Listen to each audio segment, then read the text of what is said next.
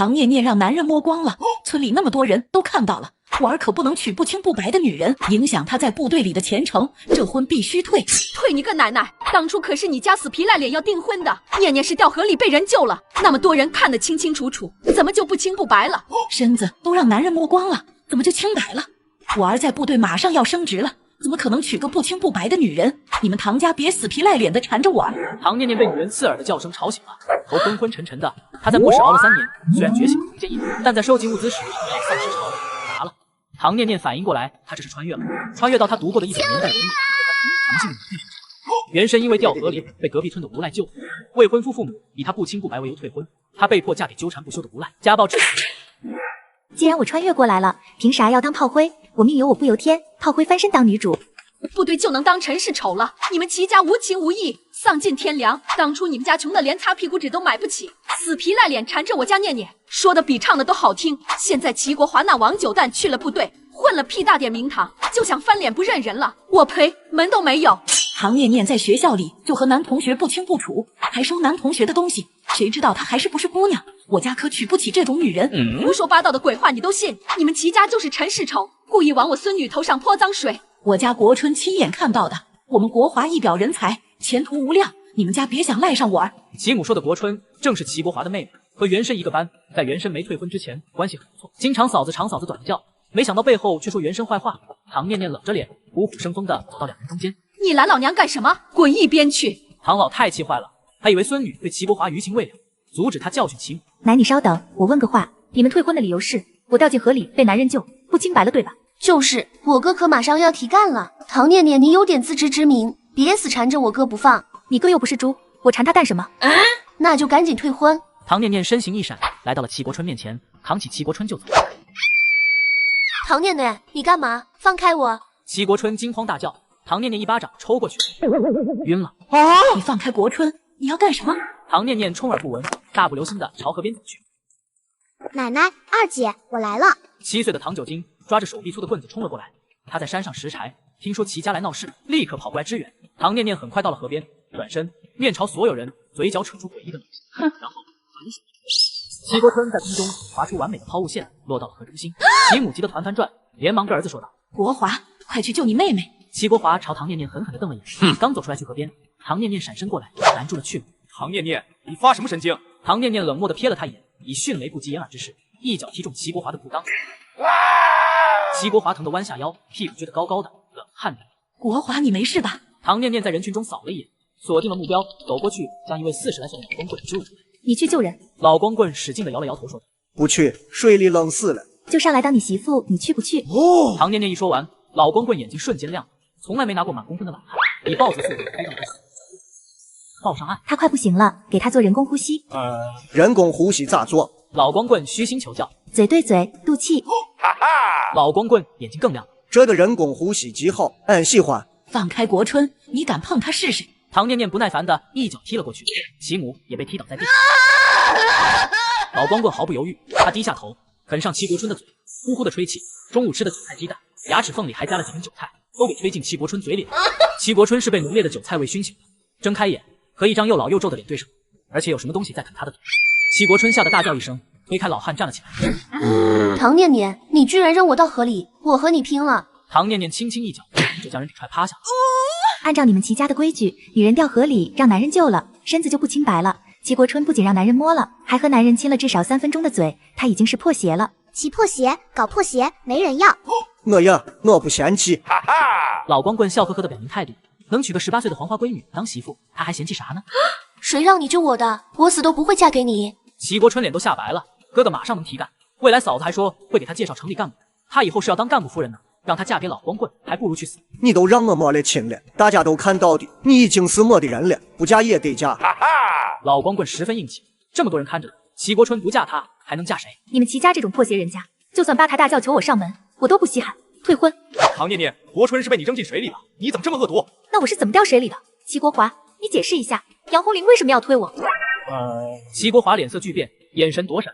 小说里说是杨红林不小心滑了一跤，将原身撞进河里，但唐念念却觉得事情没那么简单。齐国华一退婚就和杨红林搞上了对象，果然他稍加试探，齐国华就露出了破绽。杨红林就是故意的，齐国华没准是幕后指挥。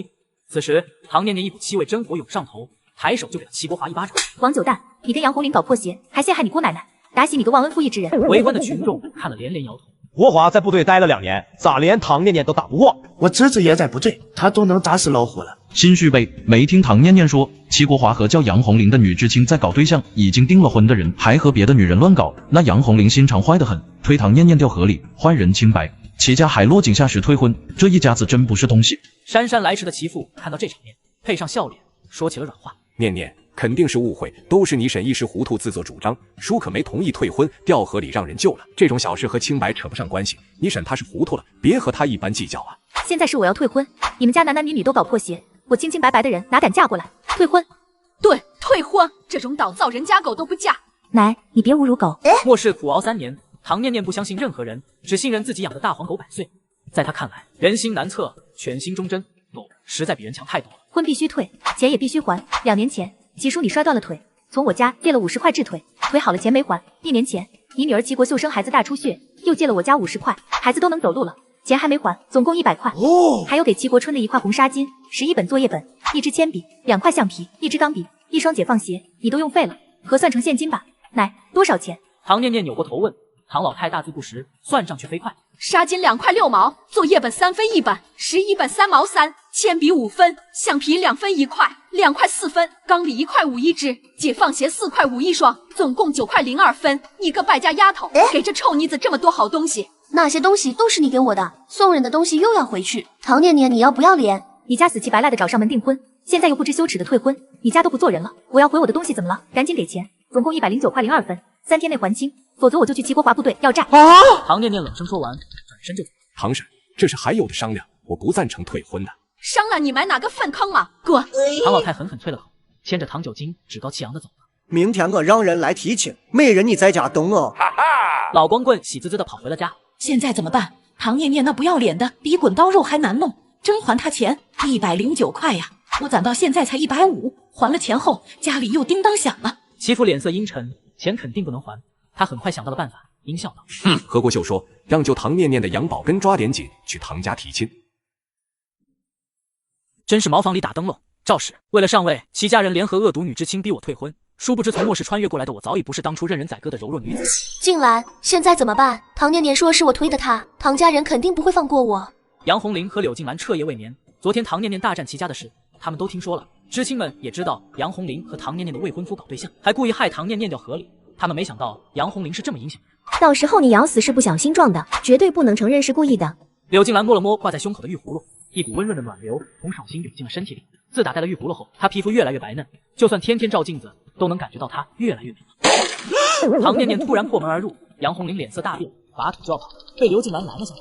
这个时候跑，就是此地无银300两，这蠢货根本没长脑子。唐念念，你好点了没？我刚还和表姐说，一会儿去看你呢。来看我淹死了没？昨天是我表姐不对，她不小心撞到了你，连对不起都没说，我已经说过她了，表姐。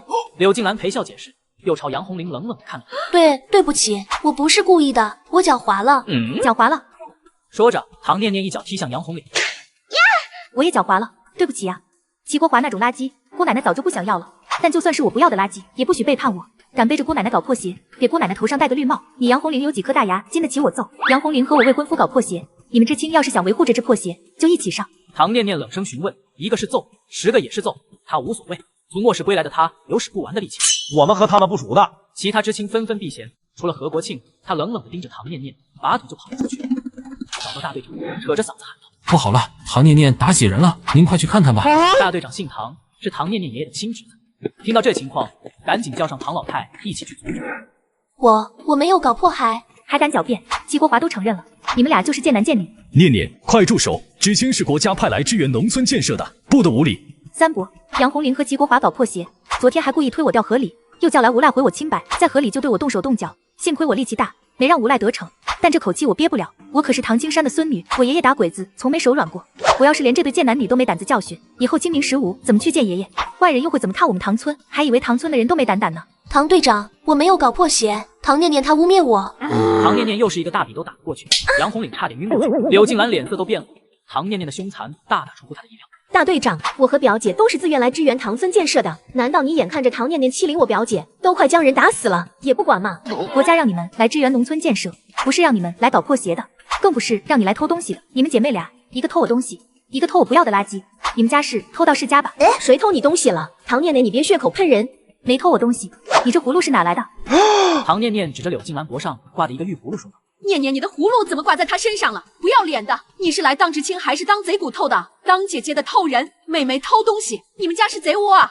唐老太一眼就认出了这枚玉葫芦，是唐念念亲爹妈亲手交到他手里，还有1000块钱和500斤全国粮票。当年靠着这笔钱和粮票，唐家度过了饥荒。这枚玉葫芦唐念念打小就带着，但前2年这死丫头说要艰苦朴素，把玉葫芦给取了，她一个没注意，就让这不要脸的贼知青给偷了。慌乱失措的柳静兰脑子飞快转着，没等她开口，另一道声音抢先说了：“是我送给柳同志的生日礼物，这玉葫芦是我家祖传的。”抢话的人是何国庆，他不忍心见心上人受刁难，把玉葫芦给揽了下来。他觉得只是个极普通的玉葫芦而已。而一旁的唐念念的蠢大姐唐五金却伤心的哭了起来。她一直在追求何国庆，这个玉葫芦就是她偷来送给何国庆的，没想到何国庆又把她给了刘静兰。你家祖传的，你姓何吧？既然你姓何，为什么祖传的玉葫芦上刻着我家的唐字？唐念念手一把揪下柳静兰脖子上的玉葫芦，底部刻了个唐字。大队长接了过去，果然看到了唐字，立刻沉了脸。村里绝不允许有贼骨头，偷东西的人必须严惩。刚我说错了，是唐五金送我的，真的就是他送我的。何国庆满怀希望的看着唐五金，却冷得透心凉。唐五金最怕的就是奶奶，他不敢当着奶奶的面承认，会被奶奶打死的。唐五金，你为什么不说？明明是你送我的，我没偷，你还想不想我娶你了？唐五金心思一动，张开了嘴。他好喜欢何国庆啊，斯文俊秀，一看就是文化人，比村里的后生强多了。可看到唐老太还恶狠狠地瞪眼警告，唐五金的嘴再次闭上。你个不要脸的贼骨头，还妄想娶我孙女！撇，狗都比你要脸！奶，别总侮辱狗，拿狗打比方的习惯真不好，必须改。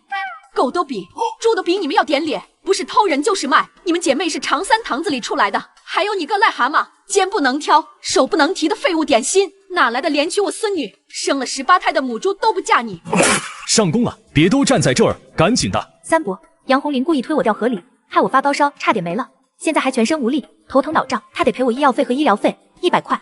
我没推，我滑了一跤。滑你奶奶！你就是故意的！可怜我家念念烧到50度，差点去见马克思了。瞧瞧他这小脸，跟黑白无常似的，都是你害的，赔钱！儿媳妇徐金凤紧跟其上，还钱！你个不要点脸的小破鞋，100块拿来。杨红玲屈服在了婆媳俩的淫威下，答应赔钱。静兰，你先帮我给他们。柳静兰一阵气谱，宝贝玉葫芦没了，她的心比挖了一大块肉还难受。这蠢货还要她拿100块，她身上总共也就500块。玉葫芦能让人越来越美，唐念念本就貌美，有了玉葫芦如虎添翼。周思人下半年就要过来，说不定又会爱上这便宜货。这玉葫芦绝对不能落在唐念念手里。柳静兰拿出了100块，唐老太上前要拿，唐念念比她更大，10张钱揣进了口袋里。她冲唐老太咧嘴笑道：“回家再给你。”三伯，何国庆偷东西，品行恶劣，不能让他再留在村里。何国庆脸上血色消失，双腿一软，跪在了地上求饶。我是一时糊涂，以后肯定不会再犯了，求你们给我一次机会，求你们了。真是癞蛤蟆吞鱼钩，自作自受。续接上集，何国庆英雄救美，没想到差点连命都保不住。我是一时糊涂，以后肯定不会再犯了，求你们给我一次机会，求你们了。江山易改，本性难移。三伯，小日子能改得掉侵略的本性吗？当然改不掉，千万不要相信一个贼骨头的谎言，他只是不想去农场改造。念丫头说的对，这贼骨头贼眉鼠眼，肯定不是好东西。小三，赶紧把这贼骨头送走。四爷爷走过来对大队长说道。大队长一声不敢吭，叫人来架走了何国庆，如调将会把他送去农场。我没偷，唐五金，救救我！你快说话啊！唐五金没敢作声，被徐金凤拖回家教训去。唐念念跟着唐老太也回到家，狗都没你贱，那个何国庆有啥好的？连粪都挑不起，锄头都挥不动，正宫分连女人都不如，你嫁给他喝西北风。更何况这何国庆都看不上你，没见他天天冲柳静兰献殷勤呢。你是脑子长蛆了吗？还偷你二妹的东西送小白脸，我打死你个不要脸的便宜货！徐金凤越骂越上火，唐九金默默递上了手臂粗的柴禾棒，他刚从外面拿的。妈，给你用这个。小九金不喜欢大姐，大姐总是把家里的东西拿给何国庆，气头上的徐金凤抢过柴禾棒，劈头盖脸的抽了下去。妈，我错了，别打了。你没吃饭吗？偷家里的东西倒贴小白脸，你个便宜货！与其让你以后丢唐家的人，不如现在打死你！唐老太最恨的就是吃里扒外的人，这个带孙女又蠢又冷，现在还犯了他的忌讳，必须狠狠教训，否则不长记性。这丢人现眼的便宜货都是你惯出来的，抓紧时间相看人家，今年嫁出去。我不嫁，妈，我不要嫁给农村人。你就是个农村丫头，还想上天？你老老实实的听安排，老娘给你挑个好人家，还不肯安分，老娘把你嫁去山里。就你这便宜货，就得让山里男人好好治治。我不嫁，求你了，奶，我不嫁。唐武京哭着哀求，她要嫁何国庆，她不要嫁野蛮的农村人。奶，大姐现在对何国庆神魂颠倒，今天能偷我的玉葫芦，明天就能偷家里的粮食，得找个厉害的姐夫，要不然管不住大姐。大姐总是拿家里的吃食给那何国庆吃，还偷我和三姐的饼干。唐九京大声告状，那些饼干是小叔从城里带的，她们4姐妹分量一样，大姐偷了她和3姐的，全送给何国庆吃了。唐老太面沉如水，念念说的对，得找个厉害的男人，要不然降不住这蠢货。两家结的就不是亲，而是仇了。妈，5斤一天能挣8个工呢。挣8个工，丢唐家18代祖宗的脸。奶，10个工才7毛2，给你60块。唐念念从口袋里拿出从杨红岭那掠夺的6张大团结，递了过去。你个蠢丫头，留下40块干什么？奶，我要买学习资料，万一城里招工考试呢，我得做好准备。学习资料哪用得了40？10块钱足够了。奶，还有齐家的109块2分呢。唐念念仅一句话就成功让老太太松口了。别乱花钱，盯着你大姐9斤去拾柴。唐老太安排好就和徐金凤去上工了。唐念念从小没干过活，因为唐青山说唐念念从小寄养在我们家，收了人家爹娘那么多钱和粮票，就得好好带孩子。 9斤，伸手。唐念念手里多了块水果糖，放到9斤的小手里。二姐哪来的糖？二叔给的。唐念念随便想了个理由。二叔唐满银在城里机械厂当临时工，每个月工资18块5；二婶则在袜厂当临时工，工资15块。小丫头并没多想，含着糖，开开心心的去山上捡柴禾。唐念念回了房间，拿出了那枚玉葫芦，咬破手指，血滴了上去，瞬间晕了过去。她醒来后，手上的玉葫芦不见了，意念想了下空间，她从屋子里消失了。唐念念很淡定地打量周围环境，空间很大，还有一口灵泉，她原来的空间和玉葫芦空间合并。唐念念喝了一口泉水，身体里涌上一股暖流，让人懒洋洋的。唐念念从空间里出来，发现自己的皮肤更白嫩了。这手感我自己都想自摸，男人摸了不得发疯，姐可真美。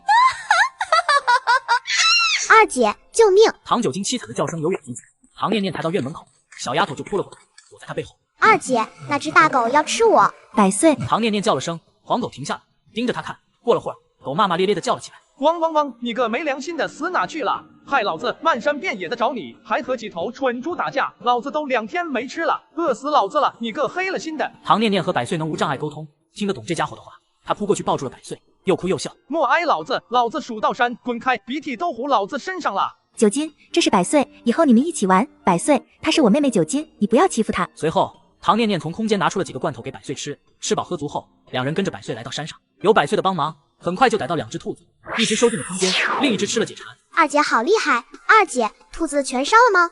二姐，我能吃1条腿吗？再碎嘴，兔毛都没得吃。回到家里，唐念念熟练的开始处理兔子，内脏也没扔，用酸菜炒兔杂肯定好吃。唐九京小声提醒：“二姐，肉都煮了，奶奶会骂的。”唐老太过日子特别精打细算，一条鱼只剩1条鱼尾巴，都还要吃3顿的精血。吃了再去山上捉，等会给你1条腿。哇！红烧兔肉做好了，家里人也都下工回家了，一家人围坐在一起。奶，二姐在山上打的兔子做的红烧兔肉可香了。败家丫头，煮1次饭用这么多米，这些米至少能煮5顿。奶，我同学在城里有门路，大米1毛8一斤。1毛8一斤，真的假的？唐老太不信，黑市的大米都要2毛5一斤了。要真有1毛8的粮食，他肯定买。真的，明天我就进城买粮。哪来的狗？人都吃不饱了，你还养狗？兔子是百岁抓的，以后想吃肉还有。少喂点，狗是贱命，吃的太好命不长。奶，百岁是我兄弟，你这样说我不高兴。唐老太对上唐念念冷漠的眼神，心突然颤了起来。这丫头发个烧，怎么更凶了？脑子还有点不太灵光，居然和一条狗称兄道弟，像什么话？算了算了，反正这丫头亲爹娘给的钱还没花完，想养狗就养吧。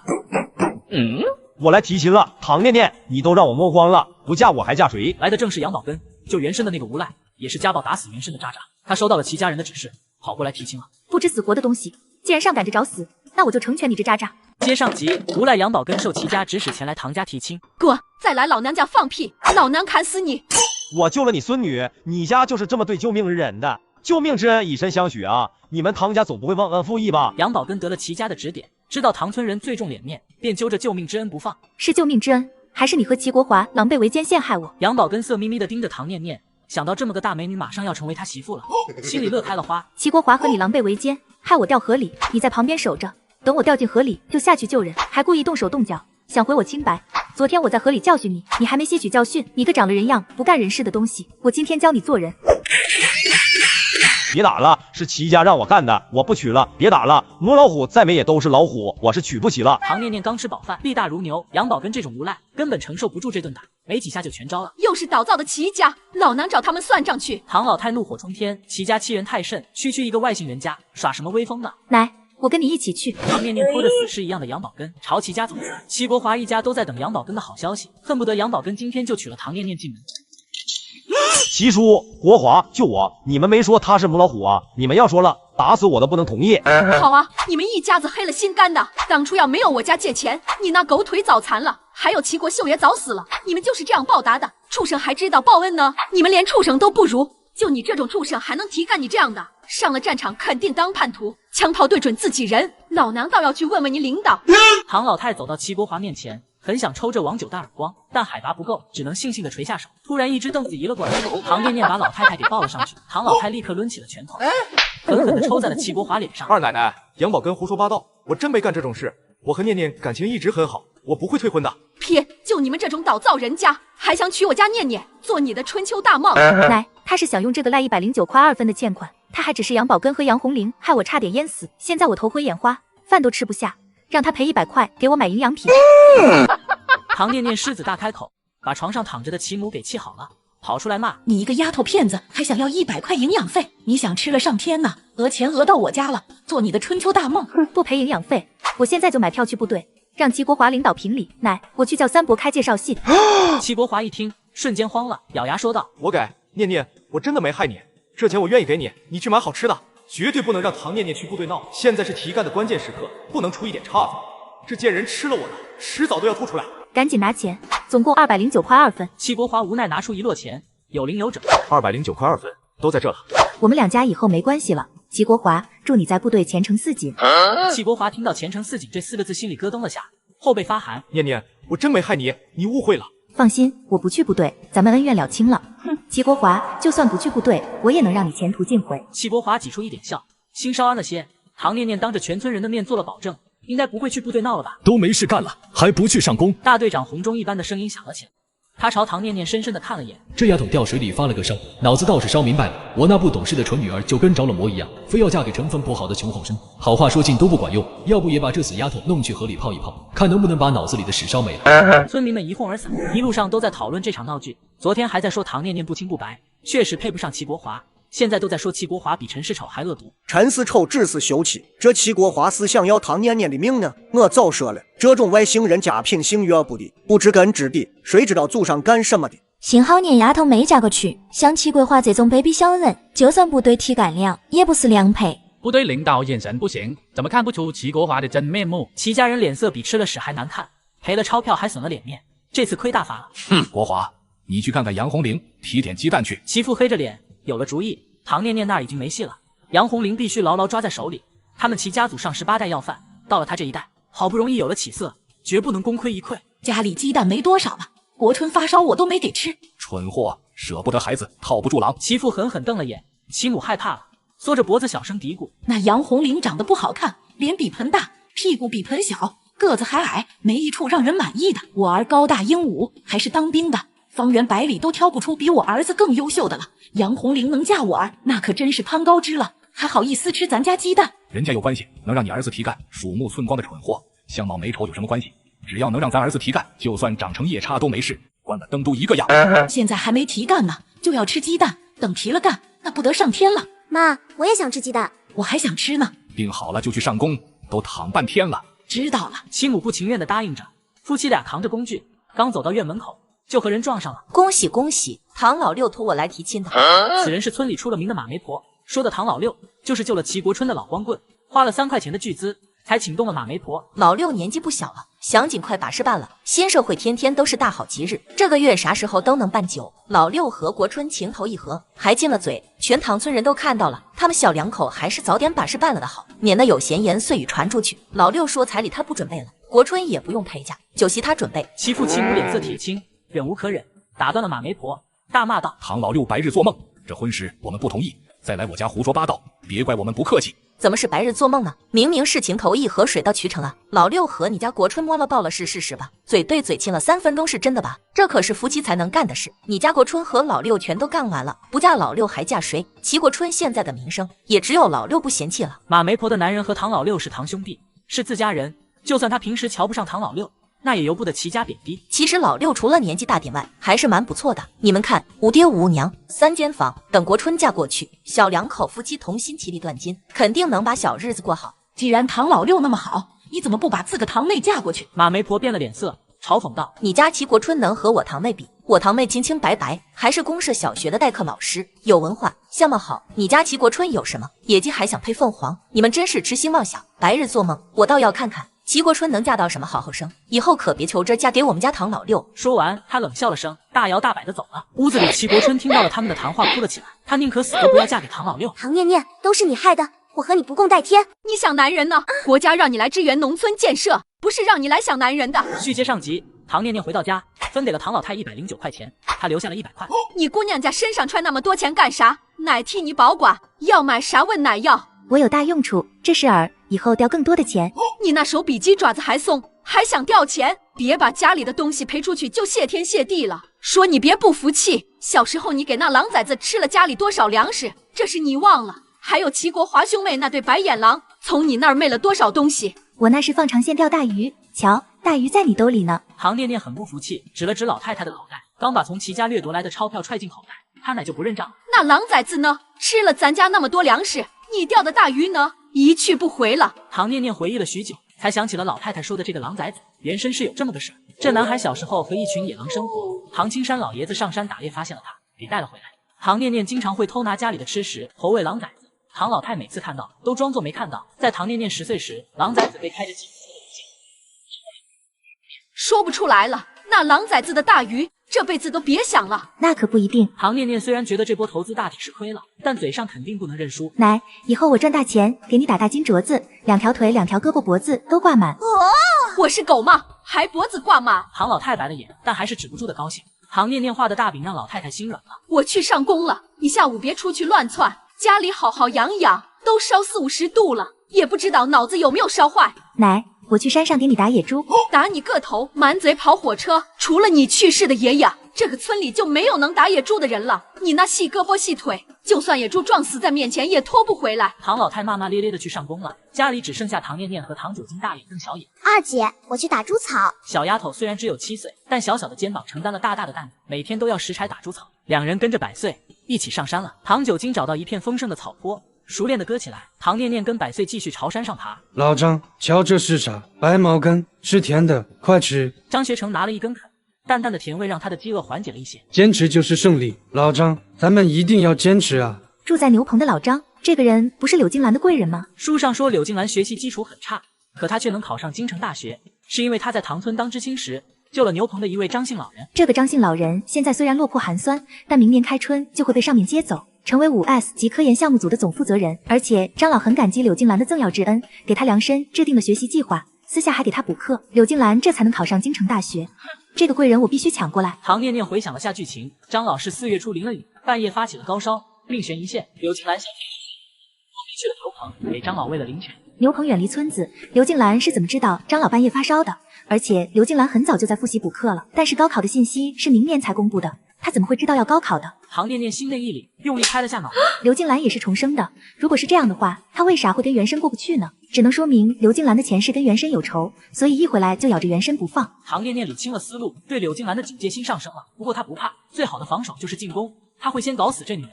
唐念念在山上转悠了一圈，没碰到野猪，但打了10来只兔子，5只小鸡。他留了2只兔子，1只小鸡，其他收进了空间，朝山下走去。好啊，要是天上能掉只兔子就好了。老张，有个成语叫啥来着？守什么兔子？守株待兔。你别做梦了，留点力气吧。梦还是要做的，说不定美梦成真呢。姑娘，你的兔子掉了。这是给你们的。为啥给我们？你想干什么？我会看相，你们是龙困浅滩，马上就会有大机遇。我现在雪中送炭，卖你们个人情，你们以后得还。书上说，这个高大老人下半年就会回城，张老则是明年开春，全都是大佬，巴结好了肯定有好处。小丫头，我们现在连饭都吃不饱，还不了你人情。以后还，我从来不做赔本生意。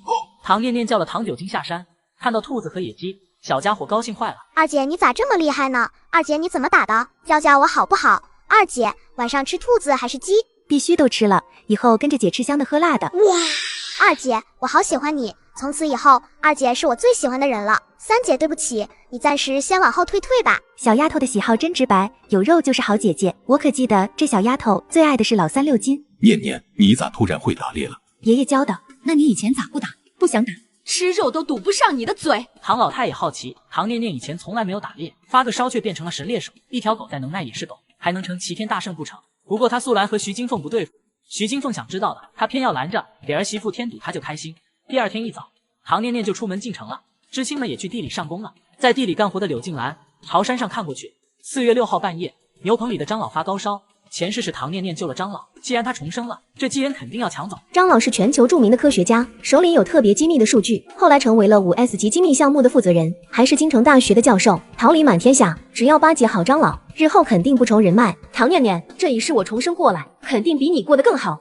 你想男人呢？国家让你来支援农村建设，不是让你来想男人的。唐老太远远就看到这女人在笑，笑得跟偷了汉子一样，便扯着嗓子骂了起来。我只是累了，休息一下，你何必说的这么难听？你个贼骨头，还好意思嫌老娘说话难听？偷人搞破鞋，算是被你们郎姐妹玩明白了。瞧瞧你这身骚皮，下乡都半年了，还这么白嫩，活都是何国庆替你干的。你是来干活还是来勾搭男人的？何国庆那贼骨头去农场了，杨红玲那破鞋不敢出门了，没人给你干活你就偷了。从上工到现在，你干了多少活？瞧瞧这块地，你挠痒痒呢？大队长过来了，唐老太立刻告状：柳静兰磨洋工，让他锄地，他挠痒痒。我没有，我一直在干。你一直在挠痒痒，瞧瞧你锄的这片地，都像你这样锄，今年全大队都得饿肚子。柳静兰同志，希望你能认真对待农活，要是再这样干活，我会和公社如实汇报的。柳静兰哭哭啼啼保证，以后会努力干农活，不再磨洋工。大队长才放过他。不要脸的狐狸，给我等着！敢害我唐家人，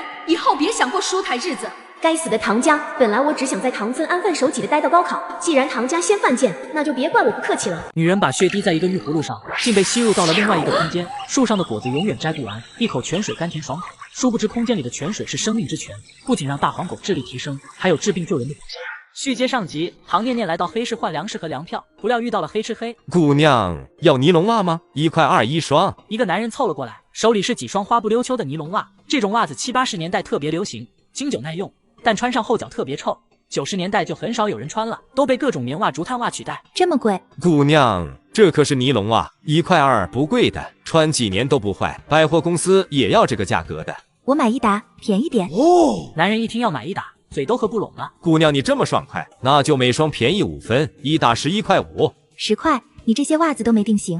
男人讪讪的笑了，看出唐念念是内行人，这些袜子是他老婆在厂里偷摸拿出来的，一天拿个1、2双，攒上10几双他就来卖。那就10块。姑娘，你小年纪，眼睛可真毒。交易完，唐念念又来到一位老人身边蹲了下来，直截了当的问：看看东西。姑娘，我只换粮食。唐念念在口袋里摸了下，伸出来，掌心里多了几颗洁白的大米，在大爷面前晃了晃。大爷看到后，从衣服里拿出一个盒子，里面是一只帝王绿手镯，空紫碧绿，毫无瑕疵。唐念念以前出差到一家上市公司，老板娘手上戴着跟这成色差不多的一个帝王绿戒指，价值1个亿。那这只手镯起码要10个亿了吧？你想怎么换？500斤大米，200斤面粉。姑娘，你是识货的，我这只镯子搁以前有市无价。大爷遗憾地看了眼镯子，这镯子是妻子的陪嫁，如今只能拿出来换粮了。我给你500斤大米，300斤面粉，送去哪？唐念念爽快答应，他空间里粮食很多，换这只镯子是他占大便宜了。老头报了个地址，让他天黑了后再送过去。随后唐念念找到了黑市的负责人八哥，有什么东西小打小闹就算了。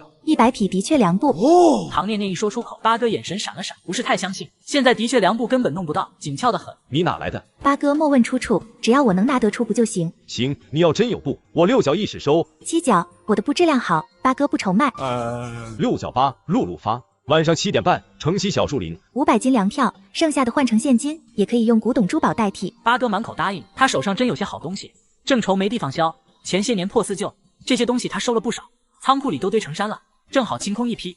快到中午了，唐念念带着一只鸡一只兔子骑车去红星机械厂找二叔去了。念念你咋来了？是不是家里有事？没事，给你送东西。唐念念拿出一只兔子在二叔眼前晃了晃，唐满盈眼睛都放光了，嘴里直冒口水。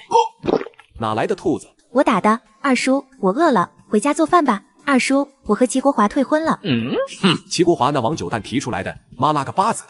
我就知道这小子去了部队后飘了。不是我提出来的，齐国华搞破鞋，我嫌脏，还要了100块损失费，欠的那100块也要回来了。那王九蛋在部队好像要提干了，以后他们家肯定都要上天了。唐满银一脸羡慕嫉妒，老天爷真是瞎了眼，怎么能让这家伙提干了？念念，机械厂有不少后生条件不错，要不二叔给你找个。唐满银打起了主意，他记得厂长儿子还没对象，要是他能和厂长当亲家，转正肯定没问题。二叔，别给我介绍对象，那些人配不上我。看到念念一脸严肃的表情，二叔唐满银也就没再提。我家老王怎么还不回来吃饭？唐师傅，你知道老王干啥去了？王师傅手上有个活，挺费功夫的，估摸着忙起来忘了下班时间。他们说的王师傅是机械厂的6级钳工，一些精细零件都是他加工。再忙也得吃饭啊！这老王真是的，我去车间叫他。二叔，你们厂没8级钳工？8级钳工，你以为是大萝卜？全竹城也就一个，在前进机械厂还退休了。不过还有个人，他蛮有希望评8级，可惜了。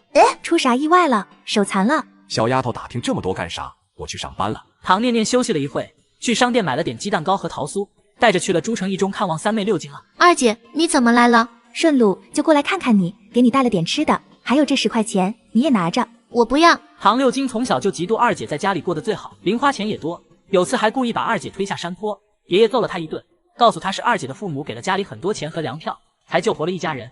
咱们一家人都欠唐念念的。唐6斤进城上学了，才知道那一年饿死了多少人，这才明白了爷爷说的那些话。给你就拿着，姐请你帮我弄些学习资料，我要复习招工考试呢。有几个女同学走过来，好奇的打量唐念念。6斤，你姐姐来看你啊。给我送东西。姐姐好，你的头发扎得好漂亮。随便扎的。唐念念不喜欢交际，没对这个女同学表现出多大的热情，准备走了。二姐，我送你出去。不用。唐6斤，你姐姐脾气真大。她从小就脾气大。郝玉华噎了下，沉了脸，胸口堵着一疼，想骂又不知道骂什么。玉华，别理他们，农村人有什么了不起？毕业后都得回去种地。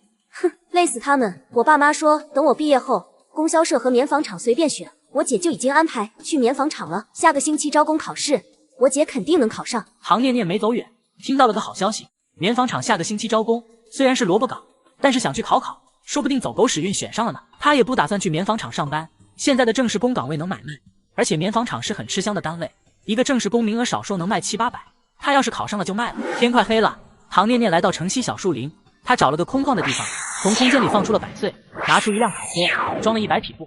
不一会，八哥带着几个人过来了，货都在这了，点点。大哥，100匹没错，5000现金，500斤粮票和100斤肉票，日期有近有远，还有这些东西，你看看怎么样？八哥打开了盒子，里面有金银翡翠，还有玉佩，但成色都不算好，值不了多少钱。显然八哥诚意不足。八哥想用这些东西抵1000块，你觉得我是蠢还是瞎？哟呵，你怎么和八哥说话的？小丫头，做人别太贪心。你这批布在主场，只有八哥敢收，你还想挑什么？八哥是想黑吃黑了。续接上集，唐念念带着物资之身来到小树林，没想到遇到黑吃黑。小姑娘，你只有一个人，如果我想黑吃黑，就不会带这些东西了。做人要识时务，我给你什么你就收着，其他的别想。以后我们还能好好做生意。八哥一副过来人的口气，想教唐念念做人。唐念念懒得废话，直接一手揪起八哥的衣领，提了起来。哎，你别乱来，这可是我八哥的地盘。唐念念冷笑，一手将八哥给扔了出去。记住了，姑奶奶在的地方，姑奶奶说了算。去，把你大哥弄回来。手下乖乖的跑过去，将八哥给抱了回来。本来是6120块现金，除去500斤粮票和100斤肉票，还得给我6000。你是补钱还是补东西？唐念念冷声质问。100匹布9000尺，1尺6角8，总共6120块。非是粮票和肉票价格他太清楚，45入一下，反正得给他6000。姑奶奶给钱，我给钱。八哥回答的很爽快。他行走江湖这么多年，学会的保命法则就是必须识时务。他还想起了刚进江湖时前辈教他的一句话：这4类人戒了，一定要避开漂亮女人、老人、小孩、残疾人。八哥从公文包里拿出1摞钱，点了100张大团结，连同之前那只箱子，全给了唐念念。这些玩意不值钱，我孝敬您的。以后招子擦亮些。姑娘以后有好东西，尽管来找我，也不必去黑市，直接去这个地址。八哥说了个地址，是他的常住地，比较安全。他看出唐念念手上绝对不止100匹布，肯定还有好东西。再说吧。姑娘，这种卡车有货不？暂时没有。姑娘有货了，一定要找我，我给盛一下。再说吧。随后八哥和把布装在车上，消失在夜幕中。唐念念刚出了树林，碰到出来找他的唐满银。你这丫头，这么晚了不回家干嘛了？我和你婶子要急死了。二叔，我刚刚教训了一个小混混，不过现在我要回村了，黑咕隆咚的你回个屁，跟我回场。明天再来，我有要解释。啥事？你这丫头说话留半句，采风火门啊！唐满英无奈回到宿舍，老婆宣珍珠没看到侄女回来，问道：念念呢？回唐村了。你脑子里长蛆了？这黑灯瞎火的，你让念念一个人回唐村，万一出事了咋办？你真是越老越不靠谱，赶紧去追呀！急啥？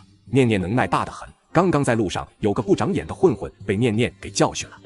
念念这么能耐，以前咋没看出来？他说懒得动。唐念念转了个弯，去了黑市大爷家，拿出500斤大米、300斤面粉，堆在门口，用力拍门。大爷出来看到粮食，心里的石头落了地。姑娘，我手上还有些东西，想换些营养品。没问题，过阵子来找你。说着，唐念念往村里走去。唐老太在家里快急死了，天都黑透了，孙女还没回来，电话也没一个。等这死丫头回来，老娘打烂她屁股！老大，你去找你三伯，给老二打电话问问念念是不是在他那儿住下了，我跟你一起去。母子俩走到大队长家门口，听见了大队长媳妇的声音：念念，你咋这么晚回来？哎呀，你咋还买鸡蛋糕呢？你这孩子就是礼数太足，以后不兴这样了啊！三伯娘，明天我还要进城，车子明天再借我用。念念，你咋还要进城？有事？同学说有招工考试，要高中毕业生。念念，你认识的人多，县城里有没有初中毕业生能考的招工？大队长女儿红杏只是初中毕业，没办法去参加。这个要打听才知道。念念，你多费心，要是有适合红杏的岗位，和伯娘说一声啊。唐念念淡淡的应了，真有合适的岗位，卖大队长一个人情也不是不可以。唐老太听了挤耳朵，皱紧了眉。这丫头吹牛也不怕闪了腰，自个都还在天上飘着呢，居然敢和小三媳妇画大饼。城里人那么多，工作岗位就几个，哪轮得到农村人？二伯娘，满京来接念丫头。唐老太点了点头，朝孙女瞪了眼，回家了再教训这丫头。奶，我先走了。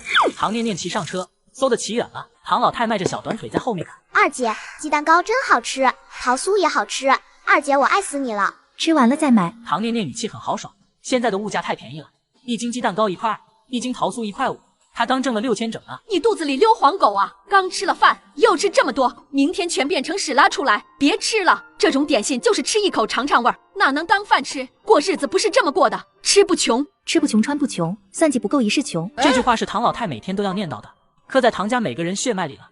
唐念念替老太太把话说完了，气得挥手要打。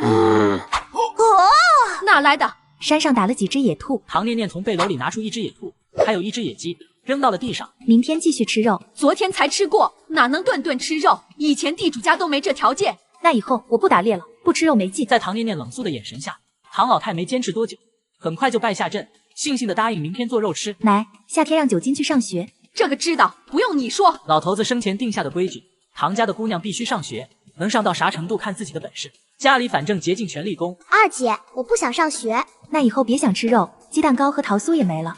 小九金脑袋瓜子迅速权衡，上学苦，吃肉甜，鸡蛋糕甜，桃酥更甜，1对3。二姐，我上学还是上学好，有好吃的。第二天吃过早饭，被关了2天的唐五金就开始在屋子里叫：奶，我想上工，放我出去吧。想明白了。明白了，奶，我不嫁何国庆了，我以后都听你的。唐老太面色松动，大孙女总关着肯定不行，一天少挣8个工，她也挺心疼的。何国庆在农场砸断了腿，他怎么了？送医院了没？唐五金语气十分心疼，连声追问。唐老太脸黑成了炭，蠢东西根本没想明白，继续关着吧。这辈子你都别想嫁知青，老娘丑话说在这儿，就算你吊死在老娘面前，老娘都不会答应。奶，求你放我出去，我就去看一眼何国庆，看一眼我就回来，我以后保证不和他见面了，求你了。看什么看？没见过美女啊！接上集，蠢姑娘非知青不嫁。唐念念一句话戳穿了唐五金的谎言。大姐，我骗你的，何国庆刚去农场，怎么可能砸断腿？你这脑子真是让蛆啃了。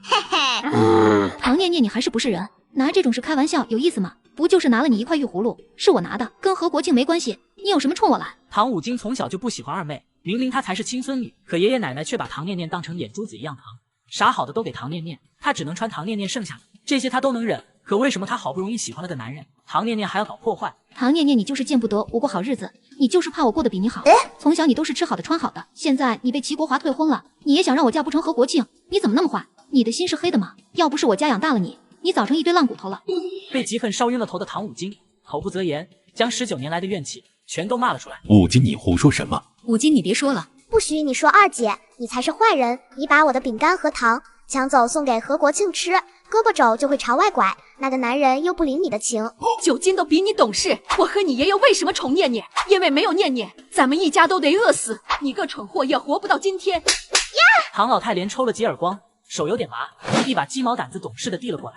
是九金。早知道你脑子里长蛆，17年前就该饿死你！你还想和念念比？你哪点比得上他？念念长得像花，你就是狗尾巴草。念念学习好，考100，你只会烤鸭蛋。念念会打猎，你有本事别吃肉啊！我怎么会生出你这么蠢的东西？别人脑袋里是脑子，你脑袋里都是屎！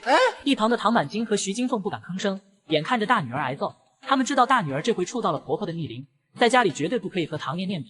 连这种念头都不可以了。好好在屋子里反省，想不明白别出来，以后别给这蠢货吃干的，顿顿稀饭，就是吃的太饱了才有力气胡思乱想。丫头身子就是丫头命，还想进城当小姐。唐老太打算托马媒婆给这蠢货像看人家，别的要求没有，人品好勤劳肯干就行，但必须脾气大一点，否则降不住这蠢货。唐念念准备进城找红星机械厂的厂长，谈谈那批零件的合作。别瞎买东西了，钱省着点花。唐念念骑车出门，听见唐老太和人在讨论，齐国华和杨红玲要进城领证，关我屁事！狗男女天生一对。唐老太心里不爽，齐国华虽然人品不行，可在部队前程远大，马上又要提干，原本是孙女的好亲事，现在便宜杨红玲了。出了村，唐念念看到了齐国华和杨红玲的身影。国华哥，我们先去照相吧，给我爸妈寄过去，他们还没见过你呢。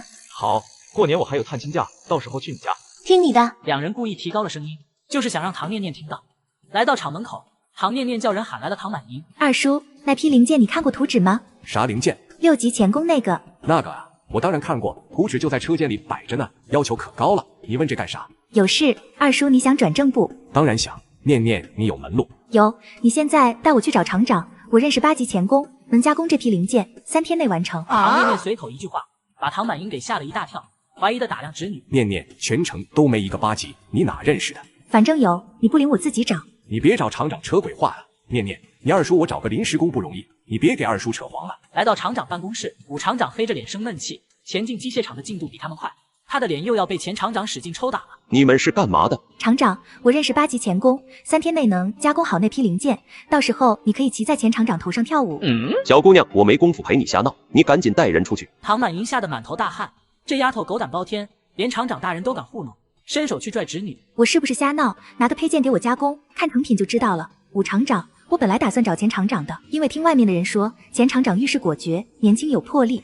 武厂长的脸色以肉眼可见的速度黑了下去。红星机械厂的3岁小孩都知道，武厂长最恨的就是拿他和前厂长比。我都走到前进厂门口了，想了想，又转回了红星。理由有2，我二叔是红星人，肥水不能流外人田。其2，二叔经常在我面前说武厂长开明果断，很有创新意识，是100年难得一见的人才。武厂长嘴角上扬的弧度越来越大，心情也跟坐过山车一样，从低谷飞到了天上。你不要以为说好话就能打动我，这是没得商量。我说的都是实话，武厂长，你可以拿一个配件让我试试，如果精度达不到要求，就当我放屁。我敢接手这个任务，自然有我的渠道。诸城虽然没有8级钳工，但不代表其他城市没有。你有认识的8级钳工？武厂长眼睛一亮，要真有8级钳工就好办了。我给你10个配件，你多久能加工好？明天交货，精度100%达标。武厂长并没犹豫太久，让秘书去车间拿10个配件，还有加工图纸。到了办公楼下，唐满银长吐出一口浊气。念念，你真认识8级钳工？在哪？叔陪你去吧。不用，你就回去等着吧，以后给你转正。哦，真能转正。念念，你不是哄二叔开心的吧？当然。唐念念出了红星厂，骑车去了小树林，四下无人，连同自行车一块进了空间，挑出一台高密度机床，加工起来，半小时不到，全部完成。每一个精度都比图纸要求的高。出了空间，唐念念去了国营饭店，点了一碗红烧肉，一盘红烧带鱼，一大碗米饭，大快朵颐的吃了起来。那姑娘吃的那么香，红烧肉肯定好吃，咱们也打这个。红烧带鱼肯定也不错，再来个大排和西施豆腐。来诸城一定要吃这道菜，小沈没吃过吧？我吃过，小时候在诸城生活了几年。沈潇淡淡的解释，他今天是来这边配合公安查案的。年前城里出了个连环变态杀人魔，专门对年轻女性下手，先奸后杀，所以军区特意派来了传说中的夜宵，协助各城公安破了很多疑难大案。周静和魏章成今天刚接到沈潇，来到国营饭店为他接风洗尘。沈同志在诸城生活过，你不是京城人吗？我小时候走丢过，流落在诸城。沈潇不经意的抬头，视线正好落到了唐念念的侧颜，这似曾相识的脸和他记忆里的那个姑娘重叠了。看什么看？没见过美女啊！小狼，这个给你吃，可好吃了。小狼，你走了没人陪我进山玩了，我舍不得你。小狼，要是他们还欺负你，你就回来啊，我会养你的。沈潇看着这似曾相识的脸和他记忆里的那个姑娘重叠了，唐念念感觉到了一道视线，猛地扭头和沈潇对上了。看什么看？没见过美女啊！红烧肉真好吃，5星好评。唐念念吃饱饭满足的离开了。魏章成和周静互相看了眼，他们都是过来人。沈潇这眼神和模样，一看就是思春了。眼光还是挺不错的。那吃肉的姑娘多漂亮啊，全城都找不到更漂亮的了。就是这饭量，一般人家恐怕养不起。沈同志，你认识那姑娘？认识。那你怎么不和那姑娘打招呼？过段时间。周静和魏章成面面相觑，更困惑了。看刚刚那姑娘的模样，好像是不认识沈潇的。唐念念回到唐村，来到大队长家。念念，你招工考试考得咋样？还没考。红杏你起来了，我给你煮鸡蛋面呢。红杏是大队长的女儿，是唐村数一数二的出挑姑娘，可她非要嫁给隔壁村的地主宅子宣春荣，她和丈夫都不同意这门婚事，他们家都要受影响。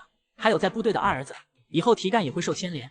那我不吃，那说我不孝，你和爸就当白养我了吧。你们去公社说，和我断绝关系，行不行？唐红杏突然跪下，抱着三伯娘的腿哀求。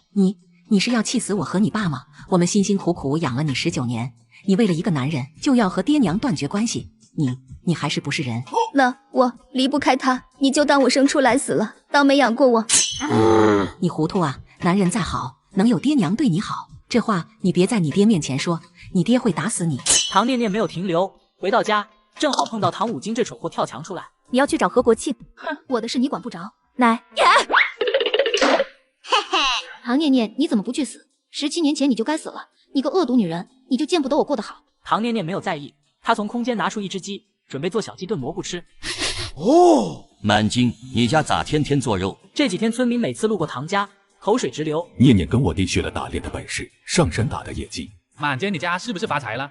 有啥发财的路子，可别瞒着大伙。没有，都是弟弟跑事，哪有发财的路子？说起发财，我倒知道一个。我有个亲戚是青山村的，他们村有个能人搞来了一台手摇袜机，这家伙下了工就织袜，一个晚上能做5、6双，拿去城里卖，1双1块1角，一个晚上就能挣5、6块。这么多，真的假的？当然真的。我亲戚和他一个村，这能人还给村里人搞来了2台袜机，他们村现在有3台袜机，那3家天天跟捡钱一样，一个月就把袜机钱挣到了。说话的男人语气很羡慕，他也想要一台袜机。可他拿不出本金，袜机多少钱一台？大家都心动了。这要是能搞一台，1年就能当万元户了。138一台，必须全款。我亲戚早问过了，人家不赊账，而且那袜机数量不多，不好搞。这么贵，谁拿得出这么多钱啊？大家激动的心一下子凉了。家里别说138，连38都拿不出来，还不能赊账，这谁买得起？唐念念听到门口村民的讨论，觉得这玩意有搞头。他前世参观过诸城的袜业博物馆，其中就有70年代的手摇袜机。这种机器效率很低，但却给诸城袜业打下了坚实的基础。他想搞几10台试试手，带动唐村一起致富。怎么又吃肉？你这败家丫头！卖了俩兔子，挣了5块钱，才2块5一只，城里人就是精，换我去卖，肯定能卖3块一只。败家丫头就是手松。唐老太还是觉得肉疼，一只兔子损失5角，2只就是1块，能买20包洋火，10斤盐了。又煮干饭，明天我做饭。念念，你别做了。奶，大姐刚刚逃出去找何国庆，还说她这辈子只嫁他，不同意他就去死。他还想逃，狗胆包天的东西，让他去洗，洗了老娘给他收拾。妈，我已经托马媒婆找人了。找个屁！这孽障现在拿死威胁老娘，让他去死，老娘只当养了个白眼狼。告诉他，嫁何国庆这辈子都不可能，要么听我安排嫁人，要么就去死，2条路让他自个选。唐老太火气还没消，冲徐金凤骂道：“不准给他吃饭，饿着。”吃完了晚饭，唐念念带着唐九金去外面溜达消食。九金一路上都在打嗝，晚上他吃太多了，鸡汤泡饭吃了3碗，他还吃了个鸡腿，最后还用鸡汤泡了锅巴吃，锅巴在肚子里都胀了，好撑。马吃什么？吃草。唐九金有点愕然，眼巴巴的看着二姐，想听下文。二姐，然后呢？快说呀！没了。我不打嗝了。二姐，是不是你治好的？你问马吃啥就能好？二姐，为啥马吃啥就能治好？唐念念也不知道为啥，反正就是能治，必须突然问才有效果，必须普通话说吃草，原理他也不知道。二姐，咱们去哪？去河边看有没有大鱼。唐念念朝河边走去，根据她的记忆，今晚有事发生。此时，唐红杏哭着跑到了小河边。刚刚和爸爸又起了争执，爸爸说要么死，要么嫁他安排的男人。可除了春荣，他谁都不要嫁。春荣，来生再做你妻子。唐红杏决绝地跳进了河里，咚的一声，整个人沉进了水。二姐，有大鱼，二姐快点，大鱼要跑了。二姐，我回家拿网。小丫头刚要跑，就看到亲爱的二姐像变戏法一样拿出了一坨渔网。唐念念扯了下来，二姐至少有100斤，晒成鱼干能吃1年。终于将网拖上了岸，月光朦胧，只看见网里面黑黑的一大坨。酒精性子急，手忙脚乱地扯开网，要去抓大鱼。妈呀，二姐！酒精吓得头发都竖了，灵活地蹦到了唐念念身上，身体抖个不停。红杏姐，二姐是红杏姐，三伯，红杏姐跳河了。啊，红杏啊！闭嘴！你想让全村人都知道红杏跳河了？跳河可不是光彩事，要是让人知道女儿为了个地主宅子寻死，以后还有哪个男人敢娶？这时，唐念念背着唐红杏回来了。哭个屁！丢人现眼的东西！为了个男人寻死觅活，老子辛辛苦苦养你19年，你就是这么报答老子和你娘的！大队长黑着脸指着唐红杏低声骂：别以为跳河就能威胁老子！宣春荣，你这辈子都别想下！你二哥在部队，大哥三哥在城里上班，你难道想害全家人跟你一起倒霉？大队长很生气，和地主联姻必然会影响儿子孙子的前途，他不能一时心软，害了全家。爸，求你成全我，我可以断亲，不会连累二哥三哥的。在你心里，宣春荣比你爹呢，你哥哥侄子们都重要。为了他，你要6亲不认。大队长心里很痛，一家人都比不上一个男人，女儿的胳膊肘彻底往外拐了。爸，我会尽孝的，我只是想和春荣哥一起生活，他也不想当地主的。爸，你不是以前也夸过春荣哥吗？他再能干，顶了个地主帽子就不行。这顶帽子就是一座大山，谁和他在一起都会被压得死死的，永世都翻不了身。红杏，你别犯糊涂，嫁给宣春荣，你要过一辈子苦日子啊！我不怕吃苦，我愿意陪他吃苦。二姐，为啥红杏姐非要吃苦？小酒精想不明白，苦有啥好吃的？他一点都不想吃，他就想吃肉吃糖。爱情让人眼瞎心盲，三伯，红杏姐一根筋，眼瞎脑残，除非你天天绑着她，否则她还会跳河。让她跳，老子还怕了她不成？三伯，你别说气话，真出事了你肯定难受。三伯，先别给红杏姐相看人家，等到10月中旬会有好消息。10月能有啥好消息？天机不可泄露，反正是天大的好消息，关系到国泰民安的好消息。三伯，你信我，我现在不是以前的唐念念了。唐念念记得就是10月份，国家会宣布那4个人的垮台，明年会恢复高考，后年开放，大后年摘除富农的帽子，从此没有成分的差别。第二天，三伯娘送来了一篮子鸡蛋，唐老太有点受宠若惊。你这是干啥？不年不节的送啥东西？快拿回去！给念念和酒精吃的，昨晚多亏了他俩。三伯娘一看老太太的样子，就知道俩丫头回家没说。她和唐老太说了昨晚的事，自家人没必要隐瞒。难怪昨晚回来衣服都湿了，问她也不吭声。红杏咋这么糊涂？幸亏没事。唐老太吓了一大跳，心里把唐念念给好一通骂。跳河救人都敢去，万一有啥事咋办？红杏性子太倔了，你别给她相看人家了，反正年纪也不大，在家里养2年，等她这股劲儿散了再说。宣春荣年纪不小了，肯定等不了2年，等他娶了别人，红杏就死心了。我和老唐也是这样想的，儿女都是债啊。想开些，儿女都是来讨债的。红杏这丫头除了性子倔，其他都挺好，比我家五金那蠢货强多了。三伯娘神奇的被安慰到了，她进屋就看到了唐五金屋子挂了2把锁，后窗也封死了，显然唐五金也在家里闹过。这么一想，她女儿比唐五金好像是强点。吃过饭，唐念念又要进城了。唐老太过来说道：你天天进城干啥？奶，我有正经事。你还能有正经事？别成天进城，齐家盯着你呢，别让人拿了画饼。齐家马上倒霉了。切！唐老太翻了个白眼，懒得争论。齐国华和杨红领领了证，马上就能提干，日子只会越过越好，怎么可能倒霉？念念又进城，是不是城里找好对象了？干啥的？多大了？进城办大事，对象不着急，一般男人配不上我。这唐念念太没自知之明了，就算长得漂亮，可终归只是个农村丫头，还想找城里干部不成？武厂长，让人检验吧。武厂长叫秘书把徐师傅叫了过来。10分钟后，徐师傅放下工具和零件，惊喜道：厂长，这是谁加工的？精度完全达标，比王师傅的更好。全都达标了。对，每一个的精度都一样，一丝不差。这师傅的手太稳了，绝对切记以上。徐师傅十分激动，他干质检30年，眼睛就是尺，绝对不会看错。武厂长，现在相信我了吧？信，之前是我失礼了。唐姑娘就是我的救星啊！这个7级师傅是你什么人啊？武厂长，我不只认识一个7级钳工，还有车工和电工。武厂长要是有高密度工件任务，我能帮忙，绝对又快又好。真的吗？小唐同志他们能来红星上班吗？工资待遇绝对全城最高。他们不方便来上班，但可以帮忙干活。小唐同志不来上班的话，工资奖金这些不好弄啊。好办，厂长可以给我弄个编制，工资奖金发给我，我再转交给他们。唐念念出了主意，路上他都想好了。村里人既然传了闲话，那他就拿个铁饭碗回去。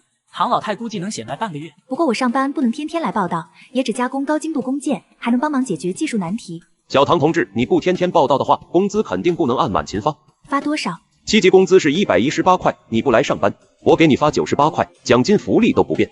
98块，我累死累活干1个月才18块，侄女不用来上班就能挣98块，这还有啥天理？